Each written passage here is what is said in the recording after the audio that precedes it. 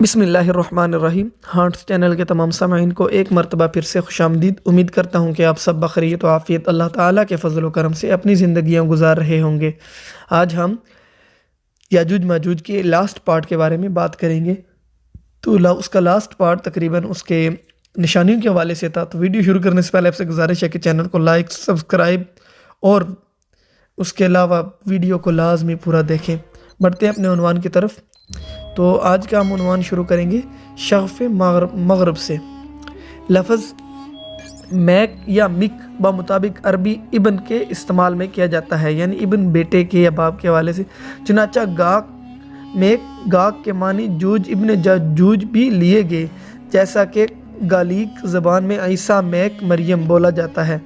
البیون یعنی قدیم لندن کے پرانے شاہ بلوط کے دو درخت جنہیں اب تک یاجوج و ماجوج کہا جاتا ہے۔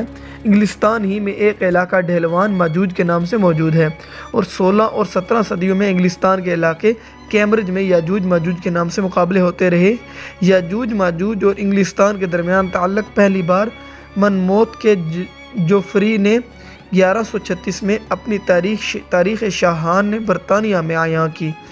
گلڈ ہال کے دو مجسموں کو 300 سال سے یاجوج ماجوج کہا جاتا ہے، جو تاریخی طور پر البیون یعنی لندن کے محافظ کے نام سے بھی جانے جاتے ہیں۔ گلڈ ہال کے مجسمے جنگ عظیم دوم کی بلٹرز کی بمباری میں تباہ ہوئے۔ اس سے قبل لندن کی 1708 کی عظیم آتش زدگی میں بھی تباہ ہوئے، تاہم لندن کے باسیوں و حکمرانوں کو ان کی کمی اس شدت سے محسوس ہوئی کہ 1953 میں دوبارہ بنا ڈالی۔ اب سوال یہ ہے کہ کیا منموت کے جوفری کے اس بات کے کوئی شواہد تھے، خاص کر بروڈ کے رہائشیوں کے حوالے سے، جو اب لندن شہر کی گلڈ ہال ہے۔ لندن کے عجائب گھر کے قرون وسطیٰ کے لندن کی تاریخ اور نوادرات کے سرپرست اعلیٰ جان کلارک نے میئر لندن فرانک میکمنس کو اپنے ایک خط میں اس تعلق کی جانب اشارہ کیا ہے کہ لندن میں یاجوج ماجوج کی دیو قامت پتلے اور مجسمے 1558 سے لارڈ میئر کے جلوس کی زینت بنتے رہے ہیں۔ اسی سال یہ ٹیمپل بار کے مغربی داخلی و نمائشی دروازے پر ملکہ الزبیتھ اول کے استقبال کے لیے رکھے گئے، جبکہ 1554 میں ملکہ میری اور اسپین کے فلپ دوم کے استقبال کے لیے بھی رکھے گئے۔ جینیفر ویسٹوڈ کی لندن شہر کی تاریخ کی کتاب البیون، لندن کا پرانا نام جو تھا، گائیڈ ٹو لیجنڈری لندن کے مطابق لندن میں یہ مجسمے 5 صدیوں سے شہری جلوسوں میں ظاہر ہوتے رہے ہیں۔